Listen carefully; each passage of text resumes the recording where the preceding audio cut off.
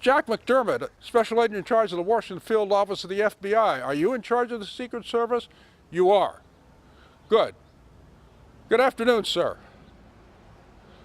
On orders of the Attorney General, there will be about a dozen or so special agents of the FBI moving up Pennsylvania Avenue, entering the West Wing of the White House, taking charge of the President's business office and all business offices of the White House.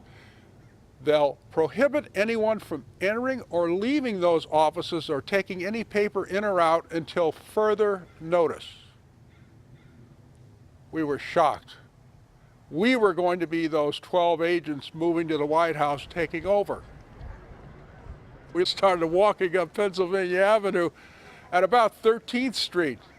Somebody said, "Hey, Min," my nickname, Mindermann.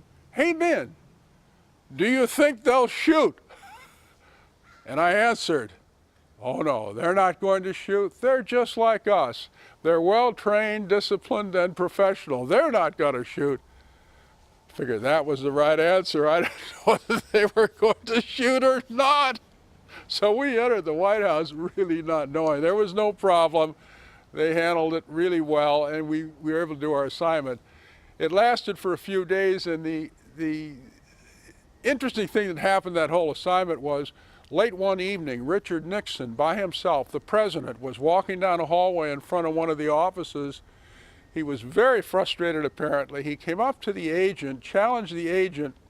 Agent was very polite. Nixon grabbed the agent by the lapels, lifted him up, shook him, and bounced him against the door.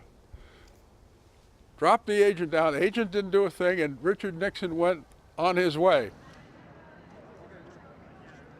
I want to say this to the television audience. I made my mistakes, but in all of my years of public life, I have never profited from public service. I've earned every cent. And in all of my years of public life, I have never obstructed justice.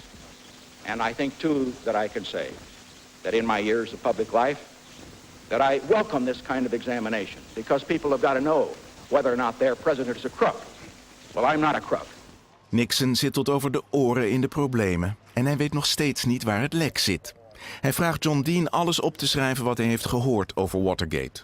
Dean begint aan een rapport, maar bedenkt zich halverwege.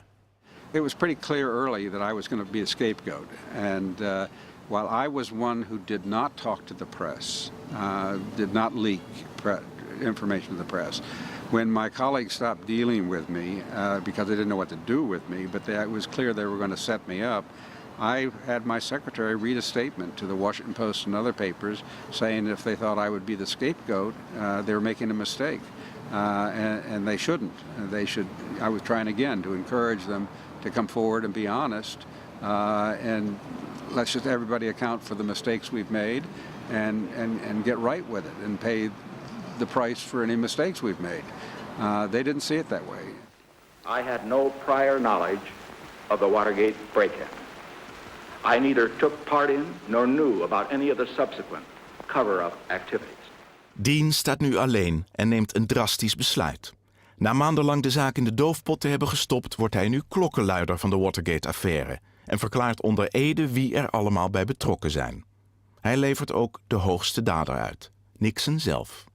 Omstreeks dezelfde tijd werd John Dean, juridisch adviseur, ontslagen. Hij had Nixon ervan beschuldigd wel op de hoogte te zijn geweest van pogingen om het schandaal in de doofpot te stoppen. It's going to be my word against one man's word. It's going to be my word against two men. It's going to be my word against three men. And probably in some cases it's going to be my word against four men. I decided to break rank during Watergate for a number of reasons. First, I'd tried to convince the president that we had to end the cover-up, unsuccessfully. I tried to convince my colleagues that we were in trouble. They didn't want to hear that. They thought they could kind of tough it out. But I'm not willing to be the desk officer on this cover-up. John Dean vertelt justitie alles wat hij weet over Watergate. Net als het lek van de FBI Deep Throat al jaren deed. When is it justified for an FBI agent to go public with information? Never. The lowly FBI agent at the bottom of the chain of command is not the person who's doing the leaking. The leaks come from the top. The American government is a ship of state that leaks from the top. The American public is the eventual arbiter of what is acceptable and unacceptable.